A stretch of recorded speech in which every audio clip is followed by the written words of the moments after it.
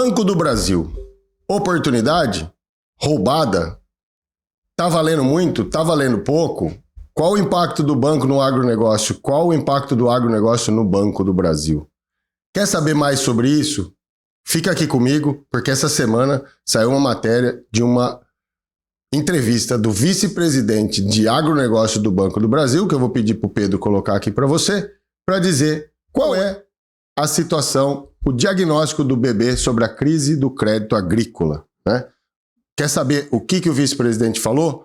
Quer saber quanto vale a ação do Banco do Brasil e como ela está flutuando nos últimos tempos? E o que de fato impactou a carteira de crédito agrícola pós-pandemia que trouxe o banco a se posicionar dessa forma? Então, se você quer saber mais sobre isso, fica aqui com a gente que nós vamos trazer detalhes de tudo o que foi falado pelo vice-presidente do banco, em contexto com o que a gente já falou, com outros vídeos que nós analisamos ao longo de 2025, a situação do Banco do Brasil, especialmente na sua carteira de agro, e os motivos que levaram a esse posicionamento. Beleza? Crise de crédito no agro, pela visão do Banco do Brasil. É tudo isso mesmo? Né? Então, Pedro vai pôr a apresentação aqui pra gente. Pode pôr a apresentação, Pedro, por favor? Aí.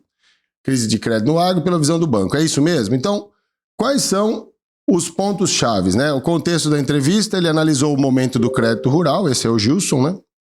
Alceu Bittencourt, o vice-presidente de agronegócio, depois de uma fase crítica de inadimplência e estresse financeiro. Quer saber o que ele disse? Vamos ver. O diagnóstico multifatorial da crise. O problema não é apenas um fator isolado, como juro ou preço de commodity. Trata de uma combinação de fatores que pressionaram a sustentabilidade financeira dos produtores e das instituições financeiras. Então, é um negócio mais contextual e estrutural do que propriamente uma questão de juros só e preço de commodity. Tem mais fatores aí impactando. Juros altos mais estrutura de dívida anterior. Isso aqui é interessante você prestar atenção. Durante a pandemia, insumos e equipamentos agrícolas tiveram forte valorização. Por exemplo, colheitadeiras, tratores custando muito mais do que o normal. Hoje, com a Selic mais alta, os produtores que contrataram o crédito pré-fixado com taxas menores veem seus fluxos de caixa apertado ao mesmo tempo que pagam o custo de safras anteriores. Então, o que aconteceu aqui, basicamente?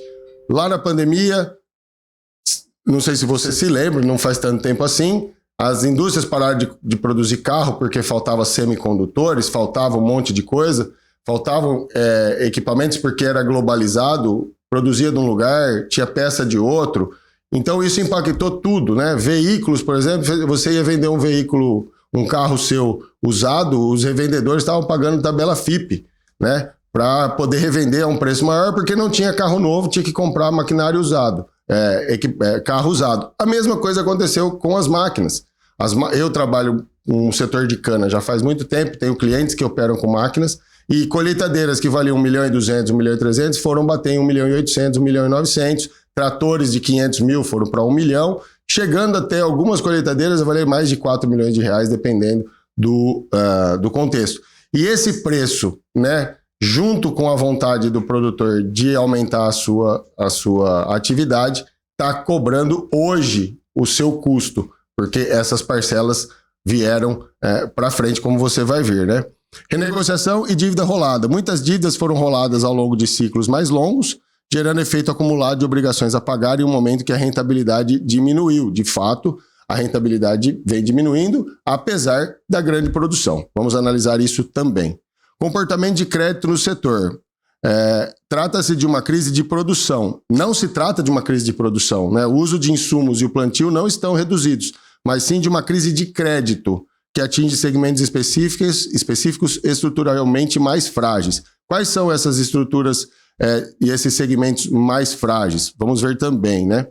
Áreas mais afetadas e perfil da dificuldade. Em algumas regiões e modelos de negócio, arrendatários e grandes produtores com alta alavancagem, a pressão financeira se intensificou. Então, a gente vem falando aqui, quem trabalha pagando renda, quem é arrendatário, acaba tendo dificuldade de fechar a conta quando o juro está muito alto e o preço das commodities e a margem está muito apertada.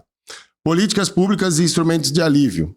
Aí ele já traz aqui a questão das medidas com a MP 1314 de renegociação de dívidas, foram citadas como relevante para aliviar a pressão sobre o crédito. Nós, inclusive, fizemos um trabalho analisando isso, né, junto com o ministro da Agricultura, o Fávaro, né? Perspectivas futuras, né? O vice-presidente sugere que 2026 pode apresentar um cenário de melhoria relativa em comparação a 2025, uma mensagem positiva, embora ainda reconheça desafios no curto prazo. Então, assim, pode ser que seja um pouco melhor, mas a onda de inadimplência e de abalo no crédito que veio em 2025 ainda deve reverberar em 2026, especialmente porque o Banco do Brasil ainda não divulgou o resultado do quarto trimestre, né? Então eu fui buscar aqui as fontes e links de referência para esse vídeo, né? Fiz uma pesquisa aqui, você pode ver a Abimac, que é o pessoal que trata de máquina, quanto que parou de vender, quanto que subiu, quanto não subiu, e também as questões de mercado que eu fui analisar para contextualizar essa matéria e essa entrevista do vice-presidente, né? Pandemia e pós-pandemia, por que máquinas e tecnologia ficaram tão mais caras, com comparativos, né? Fiz alguns comparativos aqui, né? Evidências objetivas de alta de preço e estouro da demanda, né? Reajuste de preço no Brasil, indústria. Dados da Abimac indicam que em 2020 o preço das máquinas subiu 11%, enquanto o custo da indústria subiu 20%. Pressão de custo maior que o repasse. Então você pode somar esses dois aí, já vai dar 30%. Demanda forte, mas oferta travada. A própria Abimac descrevia 2021-22 um mercado muito aquecido, com projeções de crescimento relevantes na produção e venda de maquinário. Havia fila de espera e gargalos, né? Reportagem do período mostra produtores na fila por máquinas, e é verdade, de fato, nessa época aí o produtor queria comprar um trator, tinha que ficar na fila, às vezes esperando 90 dias para conseguir um trator novo, né? Demanda puxada por preços agrícolas, mas batendo em falta de componentes. Então, veja só, o pessoal queria máquina porque as commodities, soja, milho, trigo, arroz, tudo isso estava em alta. Por quê? Porque o mundo estava parado, precisava reabastecer os estoques, então todo mundo estava comprando, o preço subiu. Então, a demanda estava muito alta e a oferta estava pequena. O pessoal achou que ia ficar nessa margem alta de venda das commodities. Não se realizou. Então, de fato, as questões têm impactado agora. Mas nesta época aí, era isso. Comparativo numérico. Nos Estados Unidos, pandemia versus depois. Uma referência de mercado de usados, uma colheitadeira de $300 mil na pandemia recuou para $265 mil depois. Ilustra o pico de preço no período e a acomodação posterior. Então, se a gente faz a relação de 5 para 1, basicamente, de 1,5 milhão caiu para 1,3 milhão, né? Então, essa diferença aí era um ágio que se cobrava porque faltava equipamento no mercado. De novo, demanda aquecida, oferta não capaz de atender, preço sobe. Sinal comparativo de pricing power, né? Fabricante. Relatório anual do fim da pandemia, John Deere menciona efeitos de price realization, né? Realização de preço, repasse e realização do preço. E a dinâmica de custo. Então, as empresas começaram a ter mais dificuldade e ter que pagar mais caro pelos insumos, eles repassaram esses custos ao consumidor e esse valor acabou ficando. Algum tanto recuou, mas no Brasil especialmente, os valores, ainda que tenham recuado um pouco, se mantiveram muito alto, acima da média histórica, né? Motivos do aumento vertiginoso, cadeia de causa e efeito. A combinação explosiva mencionada pelo vice-presidente do Banco do Brasil bate com o filme do mercado choque de oferta global, de organização de fornecedores, escassez de itens críticos, como eu acabei de falar, semicondutores e componentes importados, como eu acabei de dizer também, câmbio importados, custo sobe com dólar e insumos externos, né? A Abimac mencionou o impacto dos componentes nos custos, demanda subindo ao mesmo tempo, como eu acabei de dizer, né? Então, trocando em miúdos, não foi só inflação, foi inflação, mais o gargalo, mais o câmbio, mais a corrida por investimento. Então, esse frisson, essa energia de, não, vamos lá, vamos fazer, vamos crescer, vamos arrendar, vamos comprar máquina, vamos pôr tecnologia, o produtor brasileiro, saindo da pandemia ali, se empolgou e começou a fazer esses investimentos, né? Isso é bom. Não fosse o momento que depois veio, né? Primeiro veio essa onda alta, né, da pandemia e depois a gente entrou nessa alta de juros e essa dificuldade com o câmbio que a gente está vendo, né? Agora, como ficou isso depois, né? O que o vice-presidente analisou aqui? Algo que a gente também já analisou em alguns vídeos, se você é inscrito no canal ou já passou por aqui. Pandemia e pós-pandemia, alta de arrendamento e expansão de área, né? O outro lado do custo, né? Então, como eu disse, né? Vamos produzir mais. Então, muitos agricultores, pecuaristas foram para o arrendamento, né? Então, reportagens e pesquisas setoriais indicam alta muito expressiva no aluguel e arrendamento. Aumento de 72% em 12 meses encerrados em dezembro de 2020, principais regiões agrícolas, especialmente para o plantio de grãos, mostrando a tendência de pressão altista do período. Então, aumentou o número dos arrendamentos, vertiginosamente. Contexto associado, valorização de commodities em reais e valorização da terra. Matérias apontam o maior preço em 20 anos e o efeito câmbio commodity. Então, todo mundo queria terra para plantar. O que fez com a terra? Subiu o valor.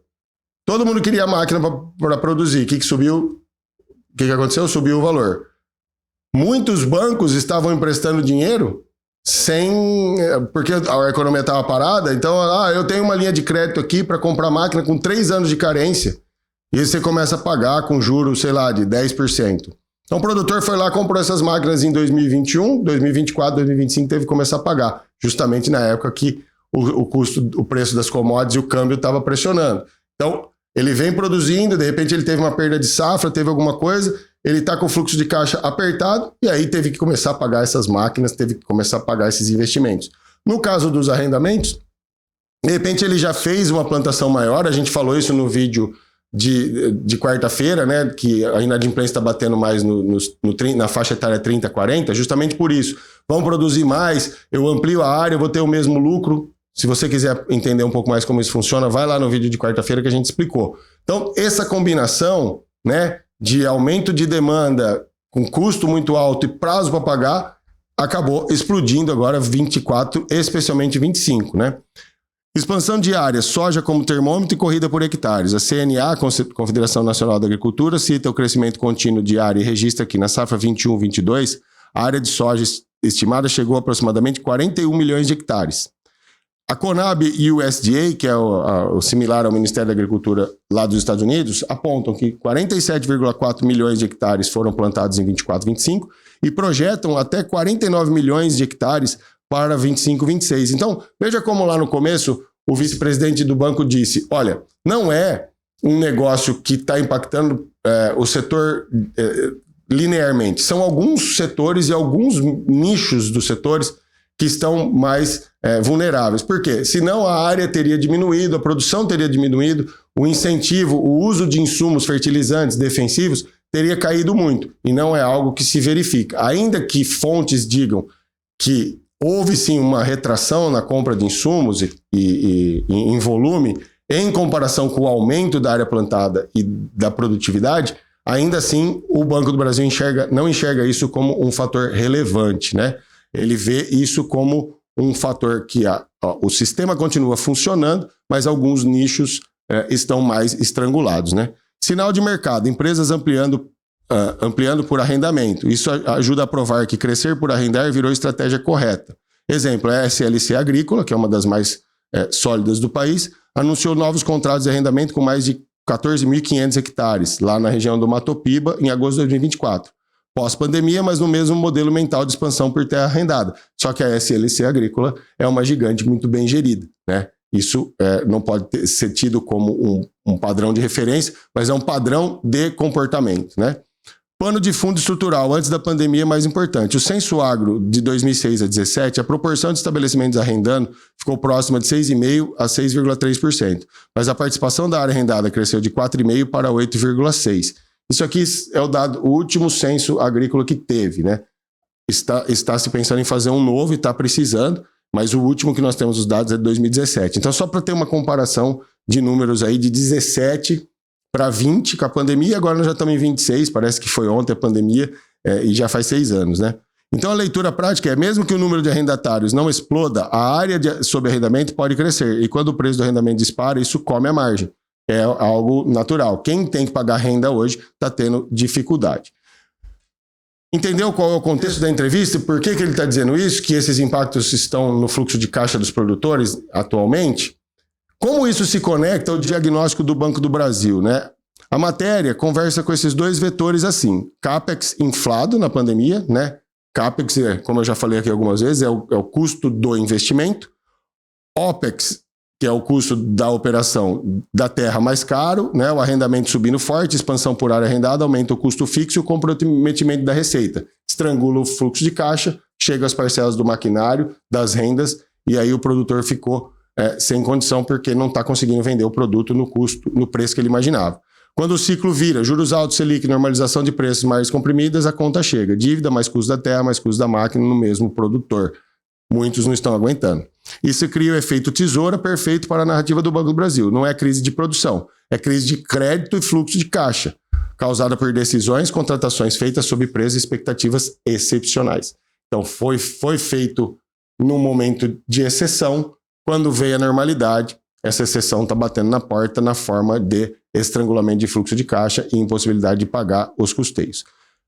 Quais são as perspectivas e as alternativas dentro desse cenário para você que é produtora rural e que gosta de agronegócio, levando em consideração que o Banco do Brasil é o maior parceiro, aquele que concentra a maior concessão de créditos agropecuários no Brasil, né?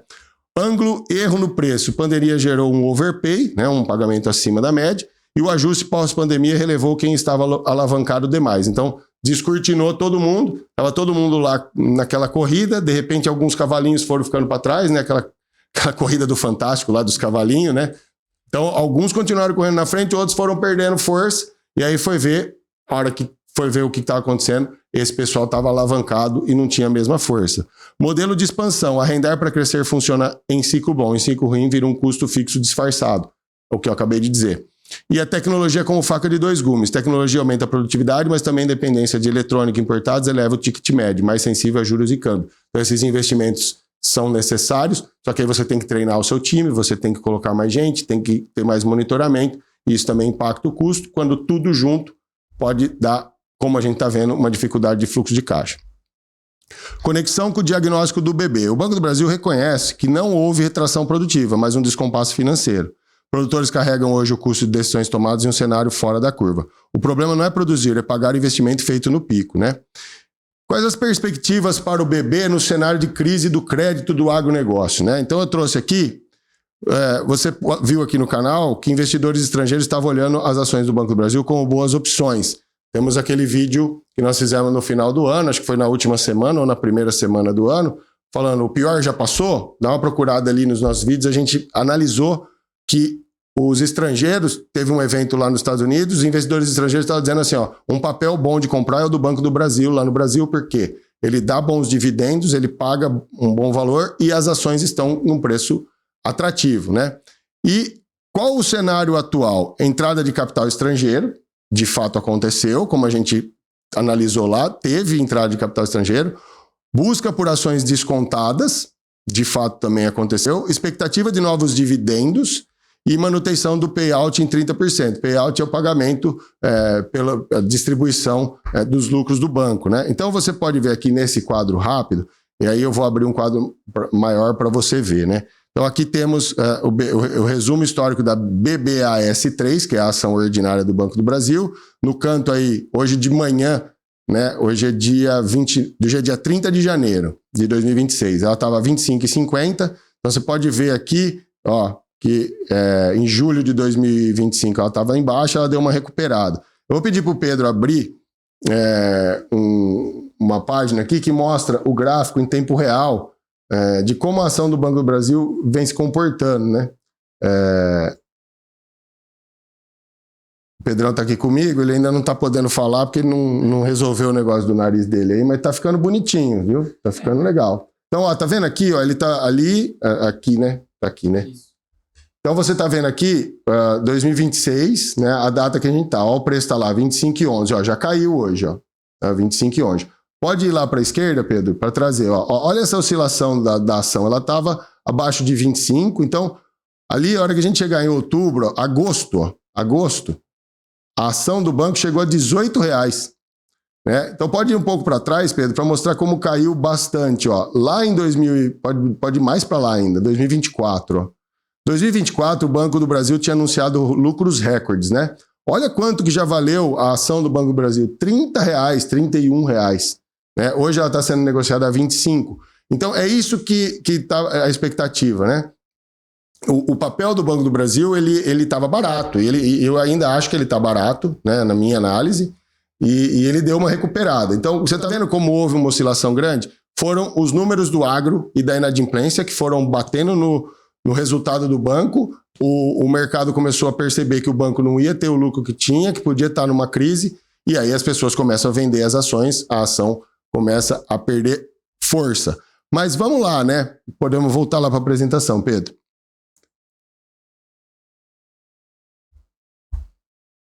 Após o anúncio, a ação recuperou fortemente, né? Você viu, acabou de ver ali, eu queria mostrar o gráfico para você ver, saiu de 19,20 para 25, né? Há perspectivas de mais valorização, mas há um ponto, a BBAS paga muito juros sobre capital próprio, que é diferente de dividendo. Eu trazer aqui isso para você entender, né? Juros sobre capital próprio, o que mascara um pouco o cenário de balanço ruim, né?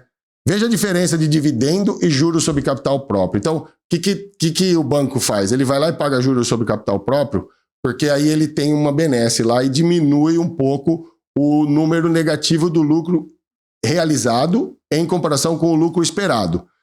Por que o lucro realizado é menor que o lucro esperado? Por causa das inadimplências, especialmente no agronegócio, que o banco tem que securitizar esse valor. Então, ele pega dinheiro bom que ele podia estar emprestando, ele tem que deixar securitizado porque ele está com essa carteira de inadimplência pressionando os seus números. O que são dividendos, né? Parcela do lucro da empresa distribuída aos sócios e acionistas. É lucro operacional, que sobrou de lucro para a empresa distribui para os seus acionistas. Tributação é isento de imposto de renda para quem recebe, né? A regra atual é essa. Para a empresa não é despesa, sai do lucro já tributado, já pagou imposto de renda e contribuição social. E a lógica, remuneração direta do capital investido. Então você botou lá, comprou a ação a 25, você é dono de uma parte do banco, o banco deu um lucro e ele vai dizer assim, olha, para cada ação aqui eu vou pagar um dividendo de, sei lá, de 30 centavos, de 20 centavos, e aí pega o número de ação que cada um tem, vai receber o dividendo. Já o juros sobre capital próprio é um pouco diferente. Forma de remunerar o sócio como se o capital fosse um empréstimo à empresa. O teu dinheiro, os R$25 da ação, você está emprestando para o banco, aí ele paga um juro sobre isso. Na verdade, não é lucro, ele está te pagando juro, então isso sai da despesa do banco. Quem recebe paga 15% de imposto de renda na fonte. Por quê? Porque não é dividendo, é empréstimo. E aí você tem que pagar o imposto de renda do ganho do teu capital, juros sobre capital próprio. E para a empresa, despesa dedutível do imposto de renda e contribuição social. Diminui o imposto, melhora os números. E o limite calculado com base no patrimônio líquido e na taxa de juros de longo prazo, a TJLP. Então, dá uma mascarada no número, mas ainda continua sendo atrativo, né? A diferença essencial em uma frase. Dividendos são lucro distribuído sem imposto para os sócios, JCP reduz o imposto da empresa, mas o sócio paga imposto de renda para receber. Por que as empresas usam o juros sobre capital próprio? Muitas vezes, pagando 15% na fronte, o grupo econômico economiza imposto no total. Resultado, o Banco do Brasil aponta a projeção de lucro de 22 a 26 bilhões em 2026. Mas para esse número ser atingido, há uma dependência forte de provisões para inadimplência, desempenho do agronegócio e qualidade da carteira de crédito. E como o mercado está enxergando isso, né? A estimativa de lucro do quarto trimestre do banco é de 4 bilhões. Se for maior, a ação sobe. Se for menor, cai. Então temos solidez financeira alta, risco de curto prazo moderado, potencial de dividendos forte e volatilidade após balanço elevada. No fim do dia, o desempenho do agronegócio e a inadimplência, especialmente no setor, será o fiel da balança, se a ação sobe ou desce. E isso mostra que, desde os altos investimentos do pós-pandemia até hoje, o agronegócio está em constante reorganização. Então, é isso que está acontecendo com o Banco do Brasil, né? Muitos contratos de empréstimo e financiamento de maquinário, de horas de produção, foram feitas no pós-pandemia, estão tendo que ser pagos agora, o ciclo das commodities está em baixa, o produtor que se aventurou nessa operação tomando crédito não está conseguindo pagar.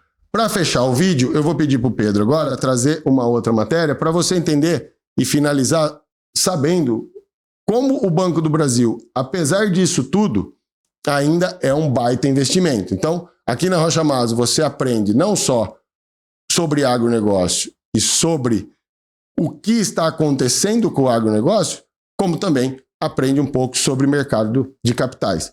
Quanto você teria hoje se estivesse investido no Banco do Brasil há 10 anos? Pode descer lá embaixo, Pedrão. Descer lá embaixo ficou redundante, mas é isso, né? Na prática, significa que, se você tivesse aplicado 10 mil, teria se transformado em 42 mil. 20 mil em 84, 30 mil em 126 mil reais. Se você tivesse pego 30 mil reais em 2015, comprado ações do Banco do Brasil, você teria hoje 126 mil. Sobe um pouquinho, Pedro, que eu vou mostrar a taxa. Ó, 321% uma década depois. Então, esse papel do Banco do Brasil, se você dividir 321 por 10, ele deu 32% de rendimento no ano, que é algo em torno de 2,5% ao mês. Então, é um baita do investimento para quem compra para dividendo, para receber os valores ali como de investimento, as distribuições de lucro e ter também a valorização da carteira da ação. Então, o Banco do Brasil, de fato, é uma empresa muito forte. Porém, o Banco Itaú colocou na sua recomendação uma baixa na nota do Banco do Brasil. Por quê? Está se estimando que o quarto trimestre terá um número abaixo do que 4 bilhões de lucro. Veremos.